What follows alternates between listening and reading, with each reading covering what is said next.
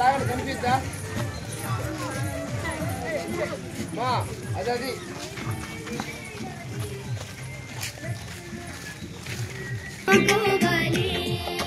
ఎందుకంటే పాపమును పరిహరించి నిర్దోషిగా చేయను. పాపమును పరిహరించి నిర్దోషిగా చేయను.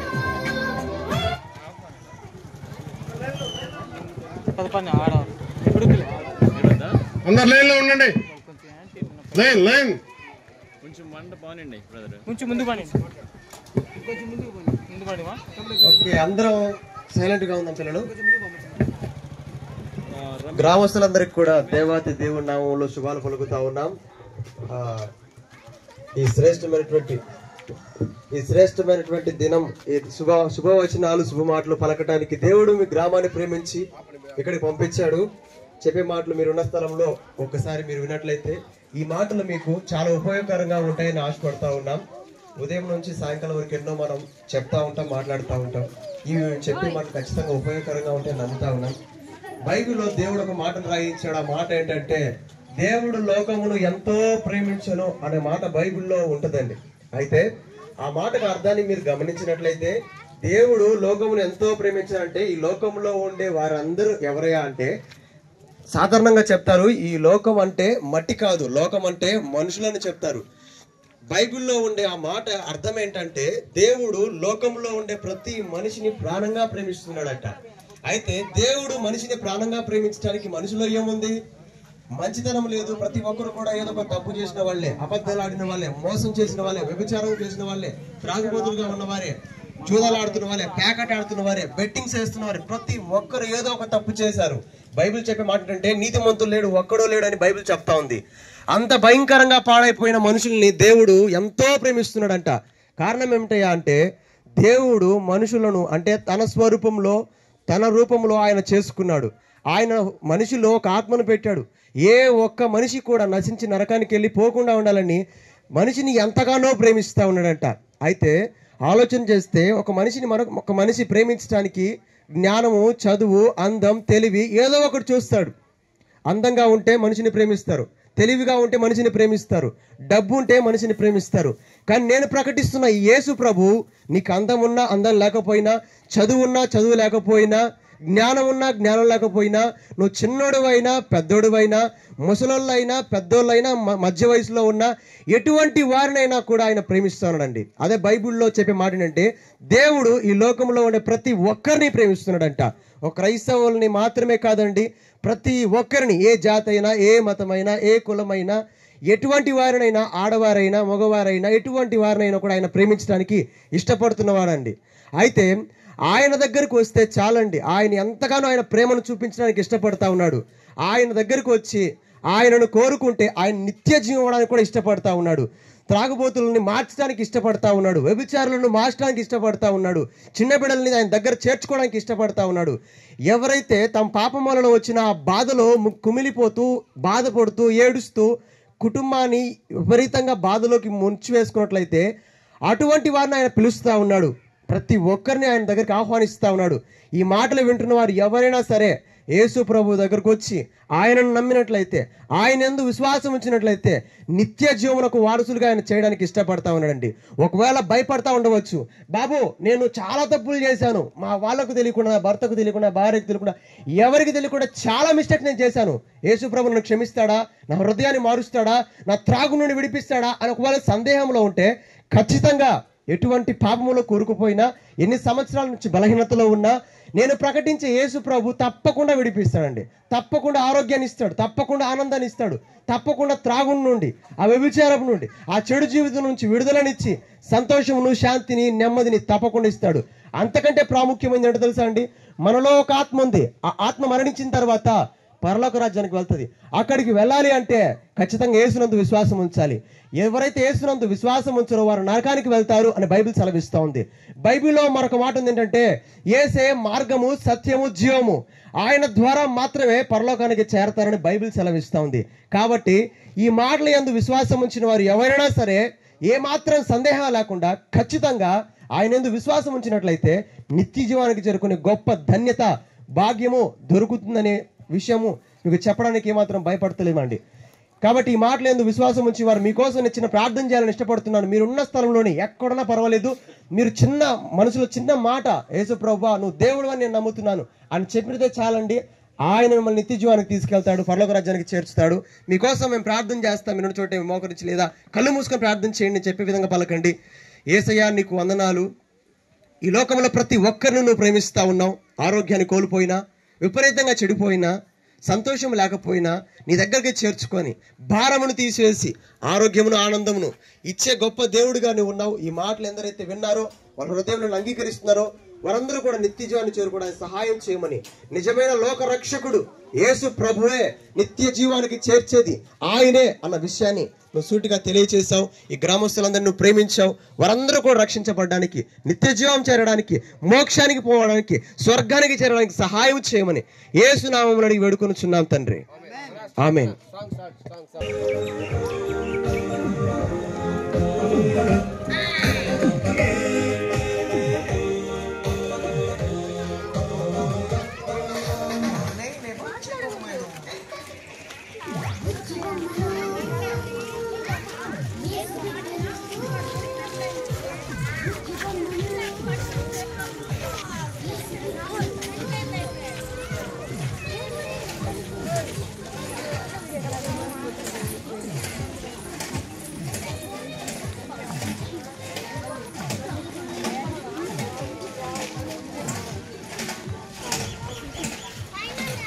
ఇక్కడ మేమందరం ఈ పరిచర్య చేయడానికి దేవుడు చూపించిన ఈ కృపను బట్టి ప్రభువుకు వందనాలు తెలియపరుచుకుంటున్నాం. యేసుక్రీస్తు వారు నిజదేవుడు. సర్వలోక మానవాళి కోసం దివ్యని విడిచి భూమికి వచ్చిన దేవుడు. సర్వ మానవాళి పాపాల కోసం తన బలి అయిన దేవుడు. యేసుక్రీస్తు నిజదేవుడని ఇక్కడ ప్రకటించడానికి మేము ఎంతో సంతోషపడుతున్నాం. అయితే చెట్టులో దేవుడు ఉంటాడా, పుట్టలో దేవుడు ఉంటాడా? కానీ దేవుడు సృష్టికర్త.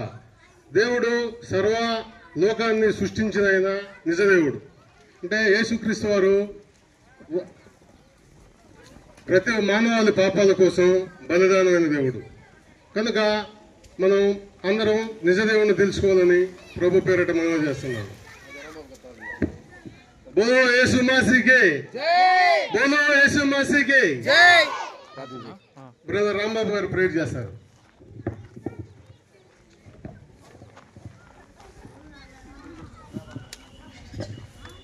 ప్రార్థన. ప్రేమగల తండ్రి, కృపగలిగిన దేవ, దయగల రక్షక, సర్వోన్నతుడా, సర్వశక్తిమంతుడా, నీ పాదాలకు నాయన వందనాలు, స్తుతులు, స్తోత్రాలు చెల్లించుకుంటూ ఉన్నాం. నాయన తండ్రి, నాయన ప్రభువా, VBS నిమిత్తమైన తండ్రి గ్రామంలో పరిచర్య చేస్తూ ఉండగా నాయన నీ బిడ్డ చెప్పిన వాక్యాన్ని విని ఆలకించి వాక్యం ప్రకారంగా నాయన ముందుకు సాగడానికి దేవా సహాయం చేయండి. విన్న వారందరూ కూడా నాయన వాళ్ళ హృదయాల్లో మార్పులు రావడానికి దేవా సహాయం చేయండి. నిజ దేవుడు యేసుక్రీస్తు ప్రభువారని తెలుసుకోవడానికి సహాయం చేయండి. నువ్వు తప్ప వేరొక దేవుడు లేడని తెలుసుకోవడానికి సహాయం చేయండి. సత్యము, జీవం, మార్గం నువ్వే ఉన్నావని తెలుసుకోవడానికి సహాయం చేయండి. అయ్యా, మా అందరి కొరకు కూడా ప్రభా నాయన మా పాపముల నిమిత్తమై మీరు కలువరి సిలువలో బలియాగం అర్పించారని ప్రభా తెలుసుకోవడానికి సహాయం చేయండి. ఇదిగో నా తండ్రి నాయన గ్రామంలో నాయన పరిచర్య చేస్తుండగా చూస్తున్నవారు, ఈ మాటలు వింటున్నవారు వారందరూ కూడా మార్పు పొందాలని నాయన, వారందరూ కూడా మారు మనసు పొందాలని నజరేతుడైన యేసుక్రీస్తు నామమున ప్రార్థిస్తున్నాము తండ్రి. ఆమేన్.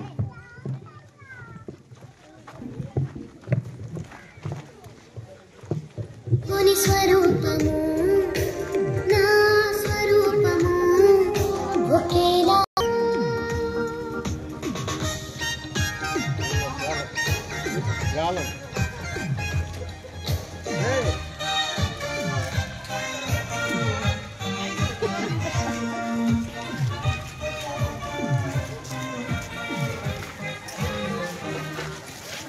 దేవుని స్వభావము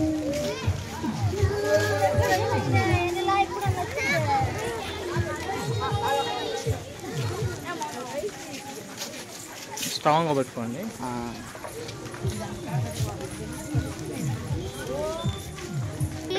జోడు ఎంచక్క చేసినాడు చూడు అప్ప అదిరింది జోడు నోటి మాటతో అన్ని చేసెను చేతితో మన్ను తీసెను అనన ఒకని చేయ తాను తలచెను అచ్చు ఆయనల నరుని మలిచెను తన పోలికలో నన్ను చేసే మై క్రియేటర్ తన జీవమును నాకిచ్చే మై క్రియేటర్ తన పోలికలో నన్ను చేసే మై క్రియేటర్ తన జీవమును నాకిచ్చే మై క్రియేటర్ ఏదైనా తోటలో ఆదాము అవ్వను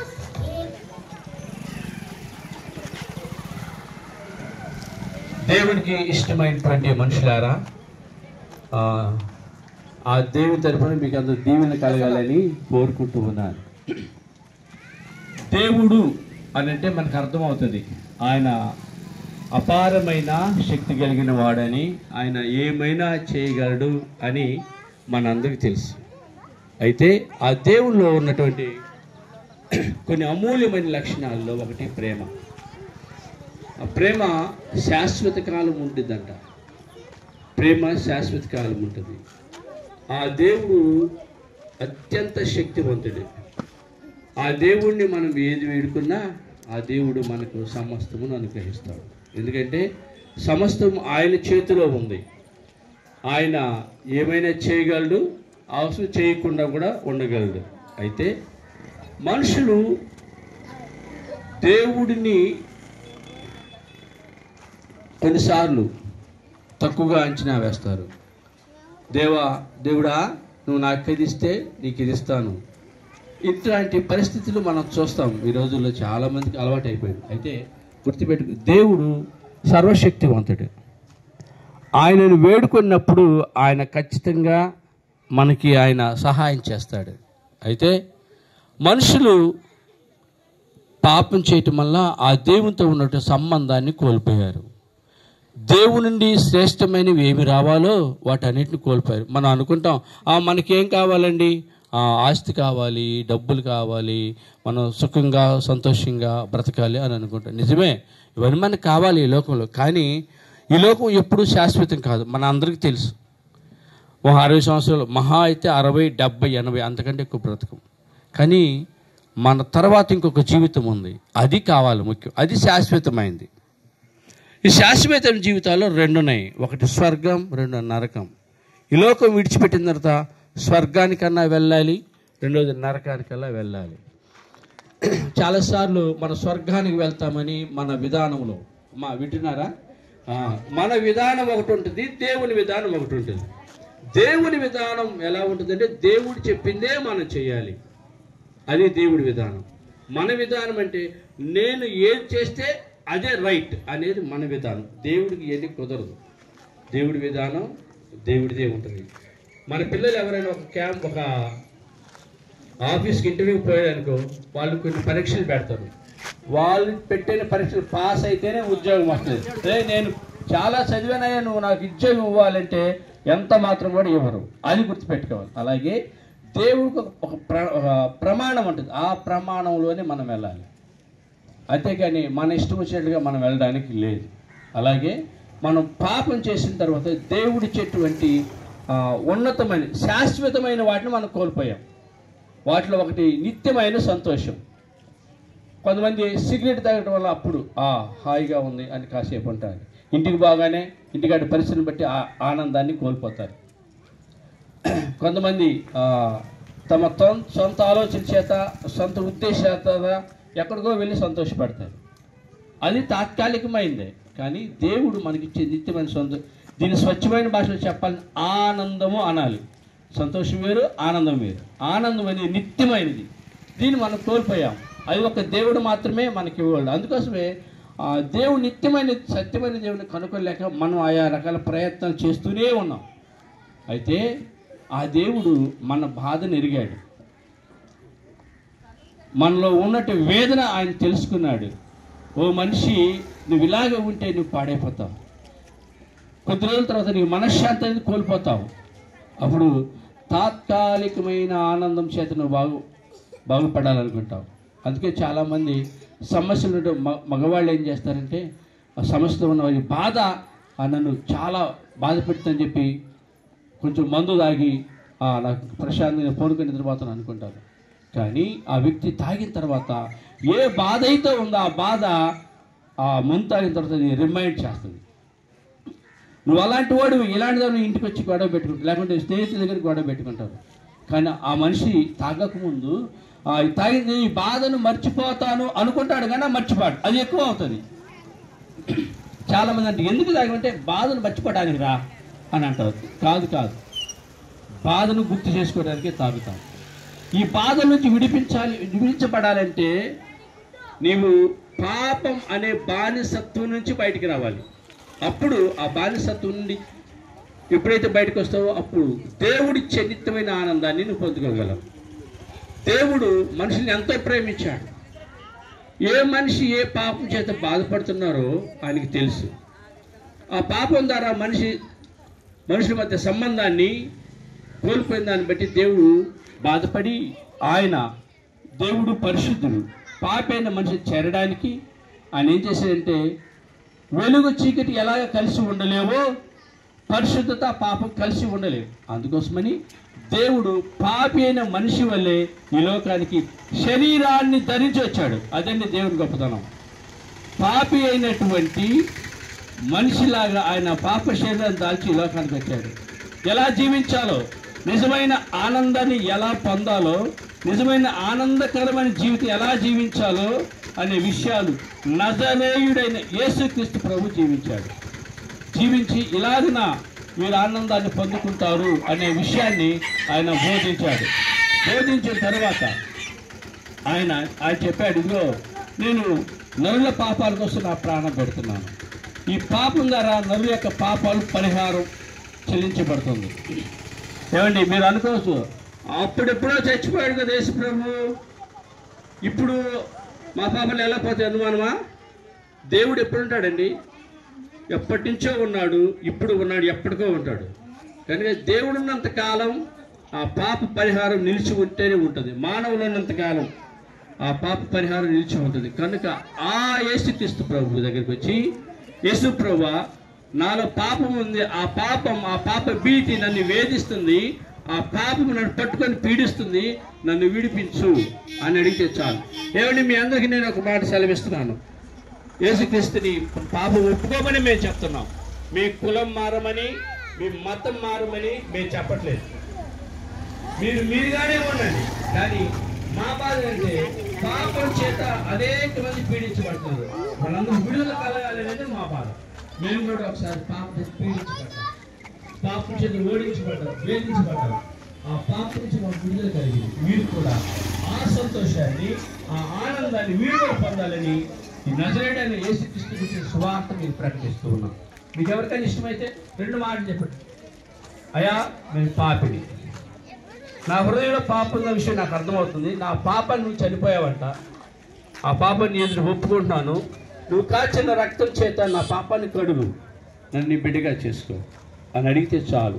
ఆయన నీ పాపాన్ని కడిగి నీ పాపాన్ని పరిహరించి నీకు శాశ్వతమైనటువంటి జీవితాన్ని ఇస్తాడు. అది గుర్తుపెట్టుకోండి. మళ్ళా చెప్తున్నానండి, మీ మతం మారమని, మీ కులం మారమని మేము చెప్పట్లేదు. మీ పాపాలు యేసు ప్రభు ఒప్పుకొని పాప క్షమాపణ పొందండి అని మాత్రమే చెప్తున్నాం. కనుక ఈ విషయాలు గుర్తించి మీరు ఆలోచించి ఒక మంచి నిర్ణయం తీసుకుని మంచిదని ఈ విషయం తెలియజేస్తూ ఈ మాటలు అందరితో ముగిస్తున్నాను. మన మధ్యలో సహోదరి ప్రసన్న. ప్రభు ఈ యొక్క సాయంకాల ఈ గ్రామంలో నా దేవా అయా నీ నామాన్ని గురించి ప్రకటించుటకు మీరు ఇచ్చిన ఈ సమయాన్ని బట్టి మీకే స్తుతులు స్తోత్రాలు చెల్లిస్తున్నాను. ఇదిగో ఘనంగా వీబేస్ జరగబడటకు మీరు ఎంతగానో కృప చూపించారు. క్రీస్తును గురించినటువంటి శుభవార్త నా దేవా ప్రతి ఒక్కరికి ప్రకటించుటకు మీరు ఎంతగానో సహాయం చేసిన దేవా మీకే వందనాలు స్తుతులు స్తోత్రాలు చెల్లిస్తున్నాను. ఈ సమయంలో చెప్పబడినటువంటి వాక్యం అందరి హృదయాల్లో నాటబడులాగా సహాయం చేయండి దేవా. ఆలోచించే జ్ఞానాన్ని ప్రతి బిడ్డకి మీరు అనుగ్రహించమని కూడా ప్రార్థిస్తున్నాను దేవా ఆదాము చేసినటువంటి పాపము నా దేవా తద్వారా ప్రతి బిడ్డలోనూ పాపము బీజం లేకపోలేదు ప్రభు.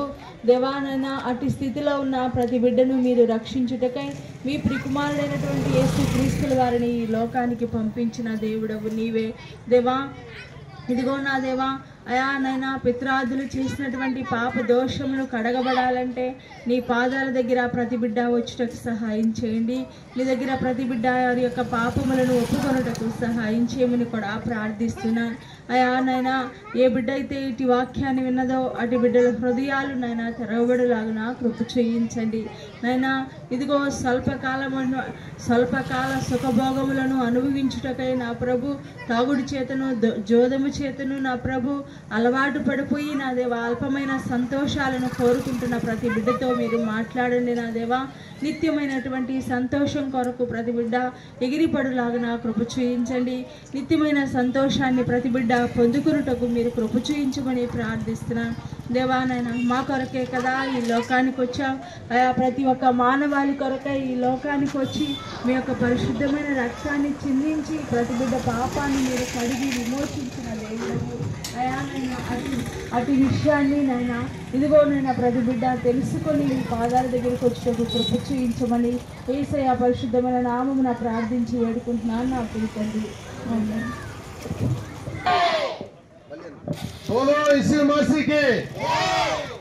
ఎంచక్కా చేసినాడు చూడు అట్లా వచ్చు వినిపించాలి.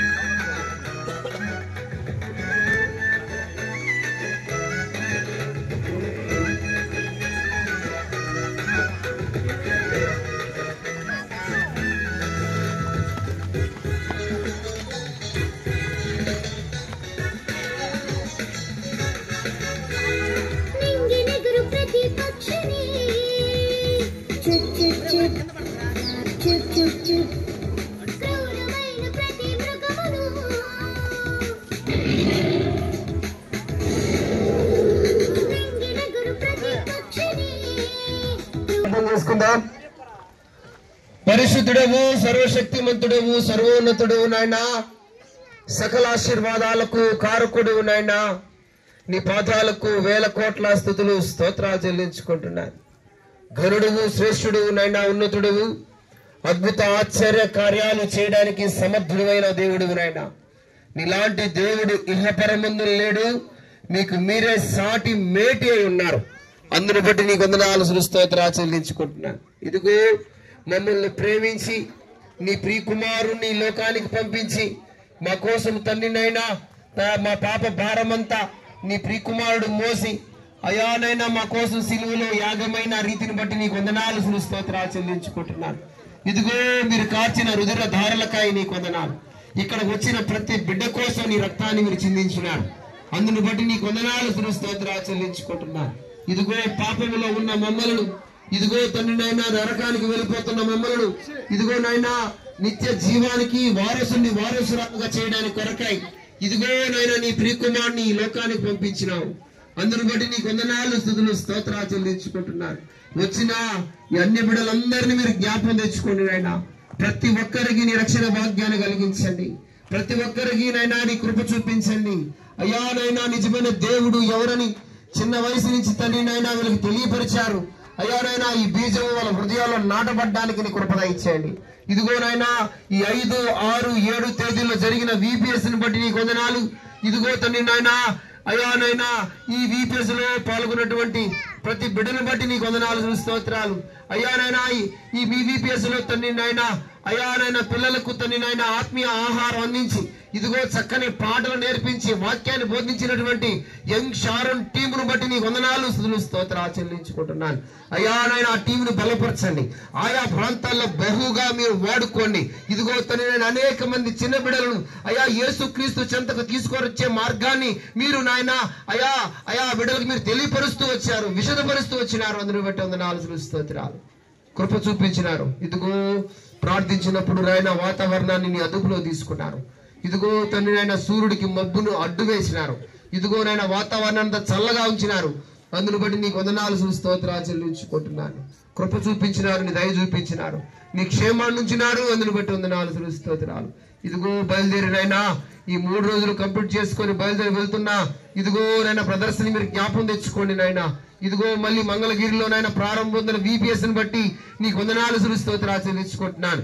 ఈ టీంను అక్కడ కూడా బహుగా బలముగా మీరు వాడుకోబోతున్నారు. అందును బట్టి నీకు వందనాలు స్తోత్రాలు చెల్లించుకుంటున్నాను. వాళ్ళ ప్రయాణంలో మీరు తోడుగా నీడగా ఉండండి.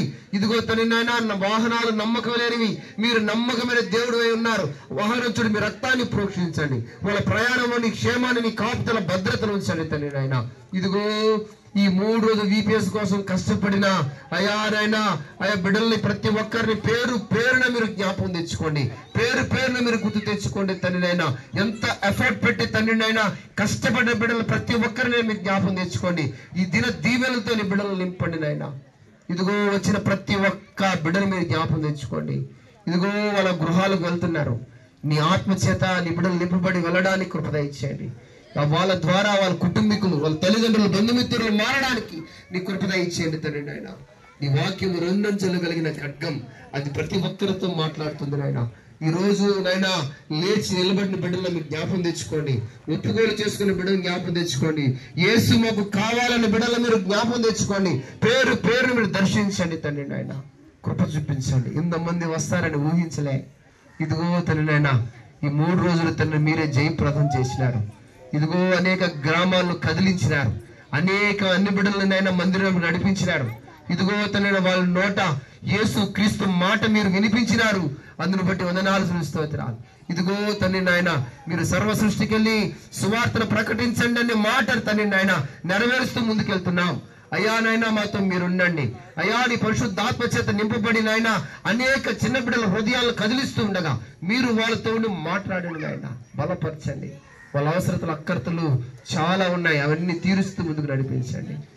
ఇదిగో తండ్రి నాయన అయ్యా నాయన ఒక్కరు కాదు, ఒక అయ్యా తండ్రి నాయన యూనిటీగా చేస్తున్న పరిచర్యలో మీరుండండి తండ్రి నాయన. ఒకరిని ప్రేమించుకుంటూ ఒకరినొకరిని ఆదరించుకుంటూ చేస్తున్న పరిచర్యలో అయ్యా మీరుండండి. ఒకరినొకరు తగ్గించుకుంటూ చేస్తున్న పరిచర్యలో మీరుండండి తండ్రి నాయన. ఇదిగో అయ్యా నాయన అయ్యా ఈ మీటింగ్స్ కోసం కష్టపడిన ప్రతి బిడ్డని మరోసారి జ్ఞాపకం తెచ్చుకోండి నాయన. పేరును దర్శించండి. ఎవరికి రావాల్సిన ఆశీర్వాదాలు దయచేయమని. ఇదిగో నన్ను, నా పరిచర్యను మీరు జ్ఞాపకం తెచ్చుకోండి. నా సంఘాన్ని నాయన ఇదిగో సరిహద్దులు, నా సంఘ సరిహద్దులు విశాలపరచండి. ఇదిగో చుట్టుపక్కల మందిరాలకు ఈ మందిరం కొమ్ముగా ఉండడానికి నీ కృప దయచేయండి. ఈ మందిరం మాదిరికరంగా ఉండడానికి నీ కృప దయచేయండి. ఇది ప్రేమించే సంఘముగా, ఇది ఆదరించే సంఘముగా ఉండడానికి నీ కృప దయచేయమని ప్రార్థన ఆలకించమని ప్రభు నజరేసు క్రీస్తు వారి నామములో అడిగి వేడుకుంటున్నాను తండ్రి. ఆమేన్. బోలో శ్రీ యేసు మహారాజ్ కే, బోలో శ్రీ యేసు మహారాజ్.